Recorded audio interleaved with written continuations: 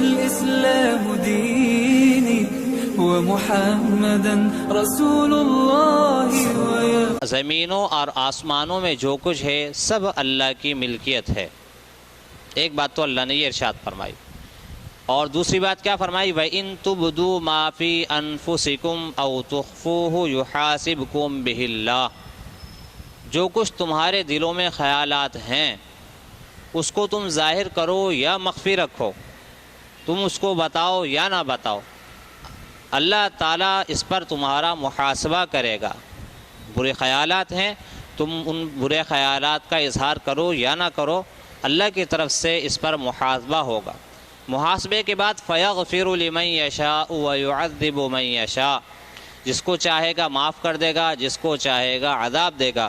واللہ علی کل شیء قدیر، اللہ رب العزت ہر چیز پر قادر ہے، اور جیسا اللہ نے بیان کیا ہے ایسا اللہ رب العزت کرنے پر قادر ہے.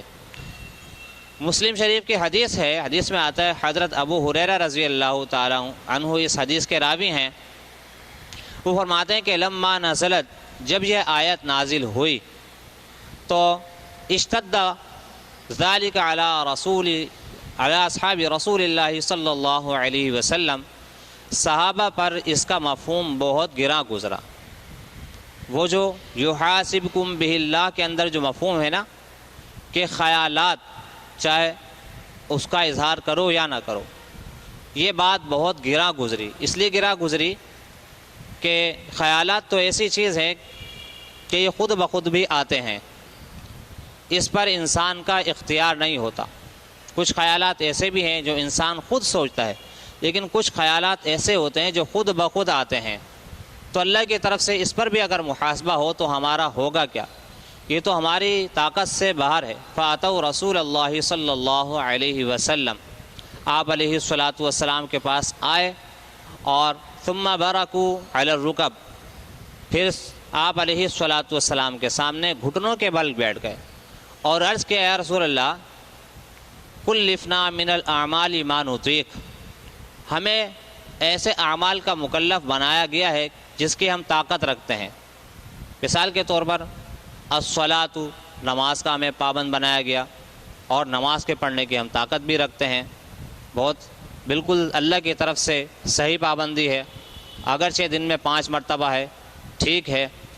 والصیام، ہمیں صدقے کا پابند بنایا گیا، ٹھیک ہے، ہمارے لیے یہ کرنا ممکن ہے، ہم اس کی طاقت رکھتے ہیں. اسی طریقے سے والجہاد، ہمیں جہاد کا پابند بنایا گیا، جہاد کا مکلف بنایا گیا، بالکل سمجھ میں آتا ہے کیونکہ ہم اس کی طاقت رکھتے ہیں. والصدقہ، اسی طریقے سے ہمیں صدقے کا مکلف بنایا گیا، حسب حیثیت صدقہ کرنا، بالکل یہ ساری باتیں سمجھ میں آتی ہیں.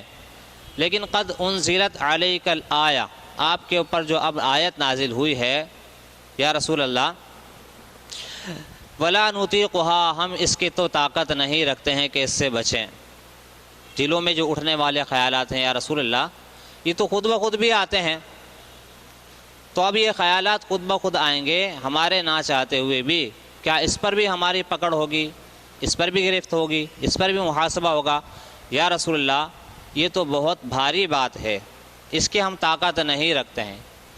اور ایک روایت میں یہ بھی آتا ہے کہ آپ صحابہ رضی اللہ تعالی عنہم اجمعین پر جتنی بات یہ بھاری گزری ہے، اس سے پہلے کوئی بات اتنی بھاری نہیں گزری، کوئی حکم اتنا شاق نہیں گزرا صحابہ پر.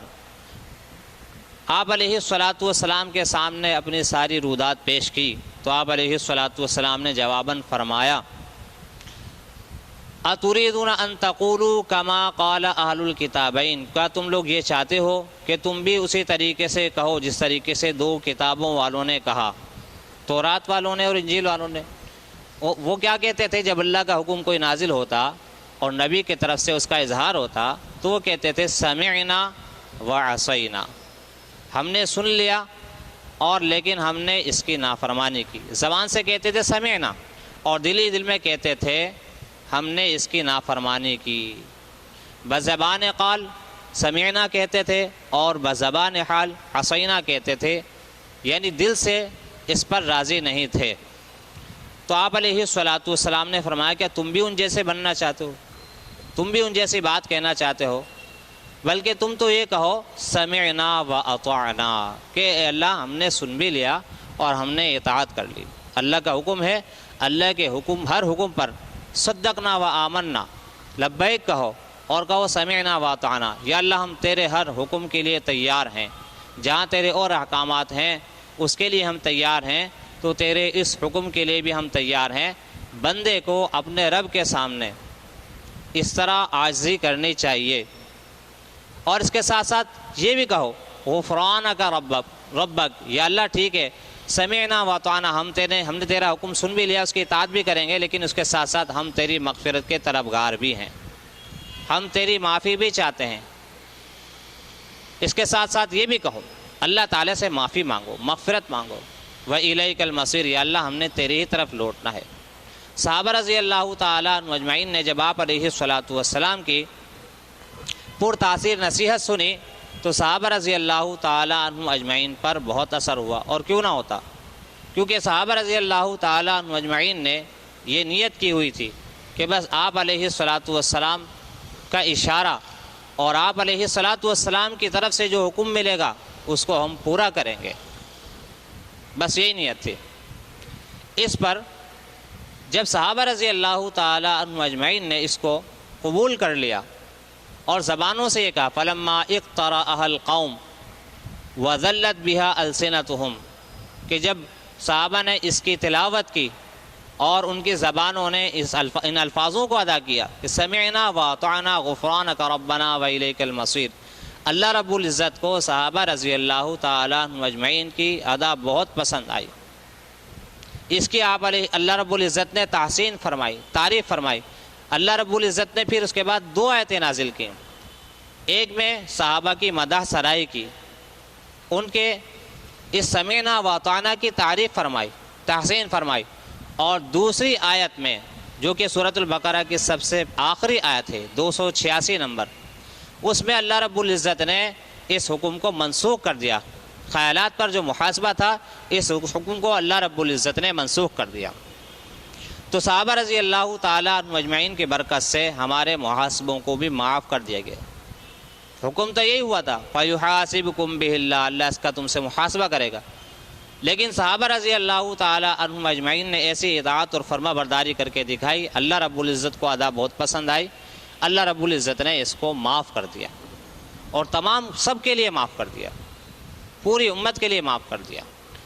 جو آیت اللہ رب العزت نے صحابہ کی تعریف میں مدح سرائی میں نازل فرمائی وہ آیت یہ ہے آمن الرسول بما انزل الیہ من ربہ والمؤمنون، کہ وہ جو حکم نازل ہوا تھا کہ فَيُحَاسِبُكُمْ بِهِ اللَّهُ، اس پر رسول بھی ایمان لائے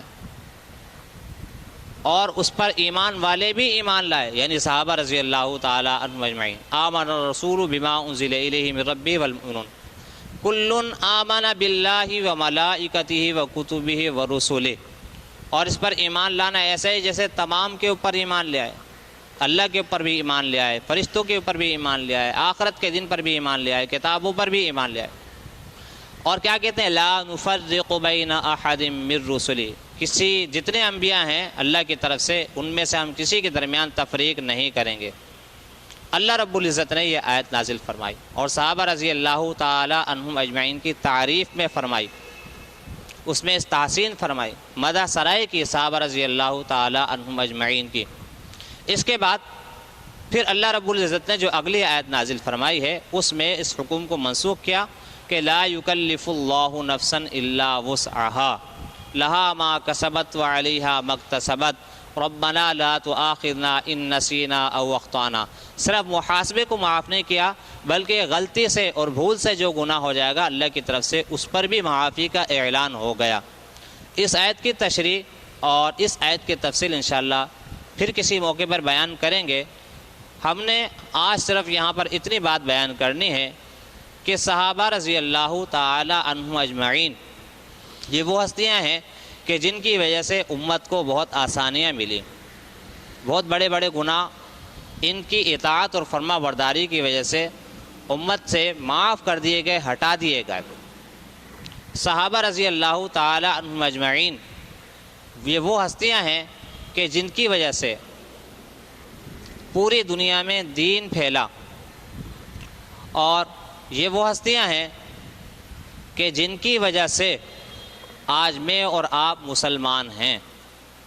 لیکن دوستو عزیزو، تعرف الاشیاء باضدادها، اصول اور ضابطہ یہ ہے کہ اشیاء کو اس کی ضد سے پہچانا جاتا ہے، یعنی ضد بھی موجود ہیں، مخالفین بھی موجود ہیں۔ جہاں محبت کرنے والے موجود ہیں وہاں مخالفین بھی موجود ہیں، اور مخالفین کا نظریہ یہ ہے کہ منافقین کے عمل کو بنیاد بنا کر صحابہ رضی اللہ تعالی عنہم اجمعین کی طرف سے دلوں میں کدورتیں پیدا کرتے ہیں، کیونکہ اس وقت منافقین بھی صحابہ رضی اللہ تعالی عنہم اجمعین کی جماعت میں مل کر رہا کرتے تھے، تو ان کی منافقت کو بیان کر کے صحابہ رضی اللہ تعالی عنہم اجمعین کو ان کے ساتھ ملا دیتے ہیں، ان کے ساتھ لا کر کھڑا کر دیتے ہیں، اور یہ کہتے ہیں کہ جن صحابہ کی تم تعریفیں بیان کرتے ہو، جن صحابہ سے تم محبت کرتے ہو، ان کا تو عمل یہ تھا اور اللہ ان کے بارے میں یہ فرماتا ہے۔ تو ایسے لوگوں کو سوچنا چاہیے کہ صحابہ میں اور منافقین میں زمین اور آسمان کا فرق ہے۔ وہ منافقین تھے، صحابہ نہیں تھے، وہ صحابہ ہو ہی نہیں سکتے، اور صحابہ منافقین ہو ہی نہیں سکتے، منافقین صحابی نہیں ہو سکتے، اور صحابی منافقین نہیں ہو سکتے۔ دونوں میں زمین اور آسمان کا فرق ہے۔ صحابہ رضی اللہ تعالی عنہم اجمعین کی جو جماعت ہے وہ اعلیٰ درجے کی جماعت ہے۔ انبیاء علیہم الصلاۃ کے بعد اللہ رب العزت کے اعلیٰ قسم کے فرما بردار، اور منافقین کی جماعت ہے وہ اللہ کے دشمنوں میں اعلیٰ درجے کے دشمنوں کی جماعت ہے۔ دونوں کبھی جمع نہیں ہو سکتے۔ تو منافقین الگ ہیں، صحابہ الگ ہیں۔ ہم منافقین کی بات نہیں کرتے، ہم صحابہ کی بات کرتے ہیں۔ تو منافقین کے حوالے دے کر صحابہ کی طرف سے دلوں میں کدورت پیدا کی جاتی ہے، منافرت پیدا کی جاتی ہے، نفرت پیدا کی جاتی ہے۔ تو دوستو عزیزو، اس بات کو سمجھ لینا چاہیے کہ صحابہ اور منافقین میں بہت بڑا فرق ہے، بہت بڑا فرق ہے۔ ہم جو بات کرتے ہیں وہ صحابہ کی بات کرتے ہیں، ہم جو تعریف کرتے ہیں وہ صحابہ کی تعریف کرتے ہیں، ہم جو ایمان کو بنیاد قرار دیتے ہیں وہ صحابہ کے ایمان کو بنیاد قرار دیتے ہیں، منافقین کے ایمان کو نہیں۔ منافقین اور صحابہ میں بڑا فرق ہے، اور پچھلے بیان میں تعریف ہو چکی ہے کہ صحابی کسے کہا جاتا ہے کہ آپ علیہ الصلاۃ والسلام کو دیکھ کر ایمان لائے، اور آپ علیہ الصلاۃ والسلام کو دیکھ کر ایمان لانے کے بعد دنیا سے ایمان پر رخصتی ہوئی ہو، اب اس درمیان میں بہت زیادہ صحبت حاصل ہوئی ہو یا تھوڑی صحبت حاصل ہوئی ہو، انہیں صحابی کہیں گے۔ اور صحابی کے بارے میں آتا ہے جس پر صحابی کا اطلاق ہو گیا رضی اللہ تعالی عنہ، اللہ رب العزت اس سے راضی ہو گئے اور وہ جنتی ہیں۔ تو منافقین کی مثالیں دے کر دوستو عزیزو ان کو صحابہ کے ساتھ ملایا جاتا ہے، تو منافقین صحابہ سے الگ ہیں۔ اور ایک اور مثال پیش کی جاتی ہے منافقین، کیونکہ اس وقت بہت سارے تھے، کہ کچھ لوگ ایسے تھے صحابہ میں جنہوں نے آپ علیہ الصلاۃ والسلام کو توبہ نعوذ باللہ مارنے کا پروگرام بنایا ہوا تھا، قتل کرنے کا پروگرام بنایا ہوا تھا، اور وہ 12 افراد تھے۔ تو دوستو وہ بھی صحابہ میں شامل نہیں ہیں، وہ بھی اعلیٰ درجے کے دشمن اللہ اور اللہ کے رسول کے، وہ بھی منافقین میں شمار ہوں گے، ان کا بھی صحابہ سے کوئی تعلق نہیں ہے۔ ہم جو تعریف کرتے ہیں اور ہم جو بنیاد قرار دیتے ہیں یہ وہ لوگ نہیں ہیں، بلکہ وہ لوگ ہیں جنہوں نے آپ علیہ السلام کی دل و جان سے حفاظت کی اور اپنا تن من دھن سب کچھ اللہ اور اللہ کے رسول کے لیے لٹا دیا۔ غزوہ احد میں آپ علیہ السلام کے ساتھ 700 صحابہ تھے اور 300 منافقین تھے۔ یہ 300 منافقین دھوکہ دے کر راستے سے واپس آ گئے۔ تو کچھ لوگ یعنی مخالفین جو ہیں اس بات کو بھی بنیاد بناتے ہیں کہ دیکھو تم صحابہ کرتے ہو اور وہ اللہ کے رسول کو چھوڑ کر راستے سے واپس آ گئے۔ یہ صحابہ نہیں تھے، یہ منافقین تھے۔ تو ہم یہ پہلے سے بات کر رہے ہیں کہ صحابہ رضی اللہ تعالی عنہم اجمعین کی جو جماعت ہے وہ منافقین کی جماعت سے الگ ہے، اس میں اور صحابہ کی جماعت میں بڑا فرق ہے۔ تو ان کی مثالیں دے کر لوگوں کو دھوکہ نہ دیا جائے، لوگوں کے ایمان کو خراب نہ کیا جائے۔ دھوکہ دینے والے لوگ میرے دوستو، دھوکہ دینے والے لوگ بھی موجود ہیں، لہذا ہمیں بہت سنبھل کر رہنا چاہیے۔ یہ ایمان کا معاملہ ہے، ایمان کا مسئلہ ہے، اور ایمان کی حفاظت ہم سب کے لیے بہت ضروری ہے۔ تو اب تک جو بات ہوئی میرے دوستو عزیزو، اور آئندہ بھی جو بات ہوگی صحابہ رضی اللہ تعالیٰ مجمعین سے متعلق، یہ وہ لوگ ہیں کہ جنہوں نے دل و جان سے آپ علیہ السلام کے لیے قربانیاں دیں. اس میں نہ منافقین شامل ہوں گے، اور نہ ہی تو گستاخ شامل ہوں گے، نہ مشرک شامل ہوں گے، نہ کافر شامل ہوں گے. وآخر دعوانا الحمدللہ رب العالمین.